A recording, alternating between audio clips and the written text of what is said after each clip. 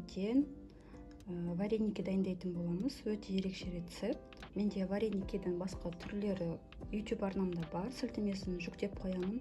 Қамырын қалай жасау керек екендігін көрсетілген барлық рецепттер жазылған. Енді осы жолы біз осындай ерекше вареники пісіреміз. Мен өзім бірінші рет жасайын деп тұрмын және оны бірінші рет жеп көремін. Ол үшін бізге мен көп мөлшерде жасамаймын. Жазылған рецепті 2 есе көбейтсеңіздер, қамыры да, начинкасы да көбірек шығады. Ал енді қамырын жасай бастаймыз. Бізге 350 грамм електен өткізілген ұн қажет. Қантымызды қосамыз. Тұзымызды қосамыз.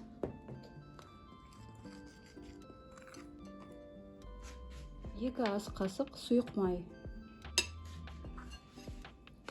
Жақсылап араластырып аламыз. Енді осы құрғақ массаға қайнаған ыстық су қоямыз. 175 грамм.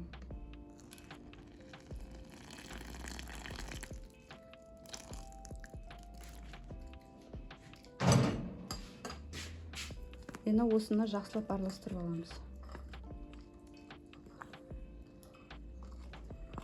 Абайлаңыздар, бұл өте ыстық.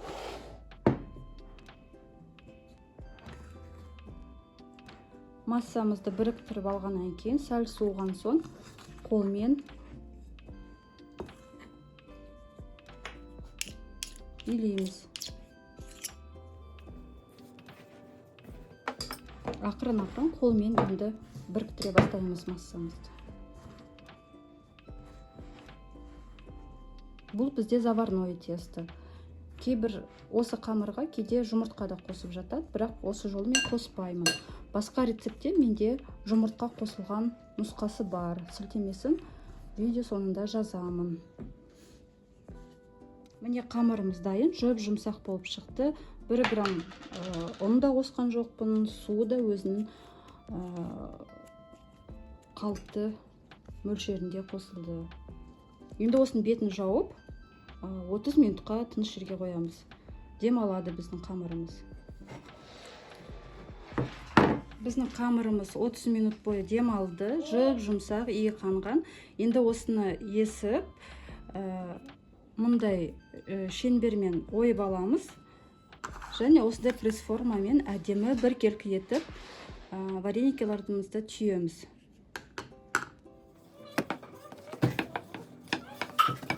Тым жұқа жаймаңыздар, тым қалың да болмасын, орташа. Міне осындай қалыңдықта жасадым. Өйткені қатты қайнап жатса, егер суларыңыз, біздің вареникіміз жыртылып кету мүмкін. Енді біз салмамызды дайындаймыз. Ол үшін бізге шие тазаланған, алдын ала сүйектерден тазаланды. Егер шие тым қышқылы болса, қантын көбірек саласыздар. Мұнда менде 20 грамм крахмал, жүгері крахмалын алған дұрыс болады, бірақ менде үйде ол болған жоқ. Бұл менде картоп жүгері крахмалы. Осын барлығын қосып жіберем. Қантты бірге салмаймыз, өйткені шиеміздің тағы да шырыны шығып, тым сұйық болып кету мүмкін, іші ағып кетеді, шырыны көп болып кетеді. Міне крахмалмен араластырып алдық. Енді ақырын қамырымызды ақырын түйіп бастаймыз. Қасыңызда салмамыз шие болсын және қант. Маған осылай түйген ыңғайлы. Барлықса бірдей біркелкі әдемі болып шығады. Картоппен де, ірімшікпен де вареникті осылай түйемін. Осылай қалған қамырды ыдыстың астына салып қойыңыздар. Келесі жайғанға ол жұмсарып тұрады. Міне біздің формочкамыз. Қамырымызды саламыз.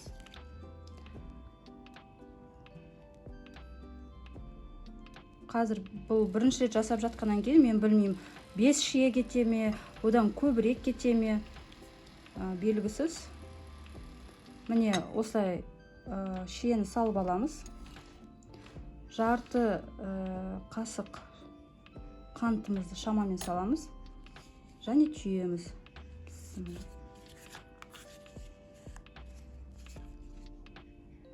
Міне осылай болып шықты. 5-6 шие жарайды екен бұл формаға. Бұның үлкені де бар, бірақ үлкен қажет емес деп ойлаймын.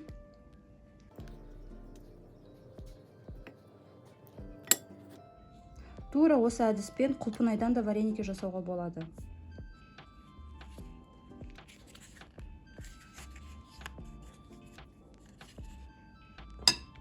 Міне қараңыздар, әп-әдемі болып шығып жатыр. Міне біздің вареникіміз дайын болды. Салмасын тым көп салмаған дұрыс болады. Өйткені былай менде біреу ашылып кетті. Өйткені соғы шығып, ылғалданып ашылып кетті. 4-еу, егер кішіректеу болса 5-еу салуға болады. Бірақ 4 өте жақсы шағын болып шығады. Міне қатты тығыздалған да емес, әдем болып шығады.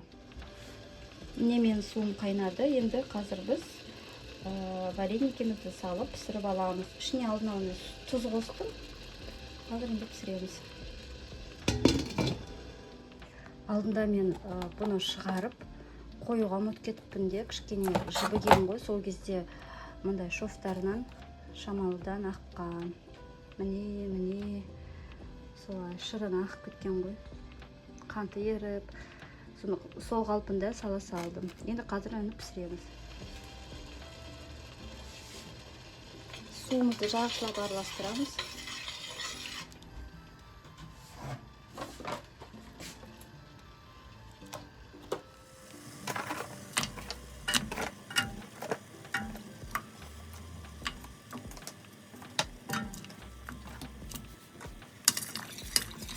Үш 4 минут қана қайнатып пісіреміз.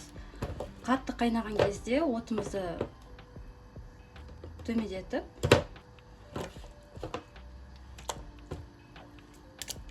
3-4 минут пісіреміз.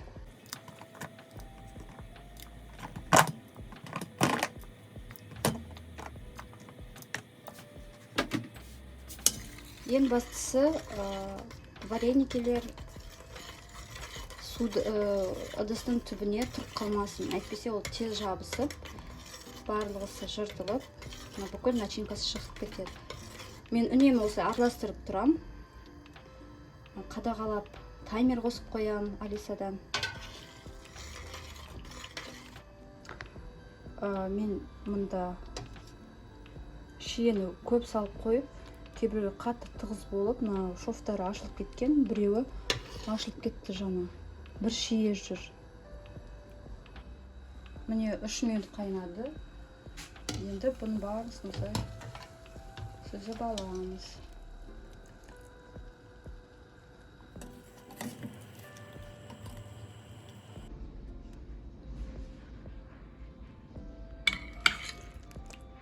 Маймен араластырып, кейбіреулер қант себет болған, сары май болған жақсы болар еді, бірақ бізде бітіп қалды. Мен сұйық май қосып жатырмын.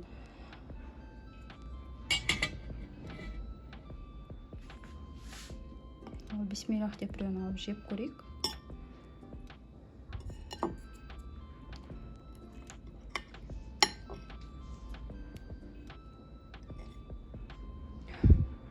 Міне.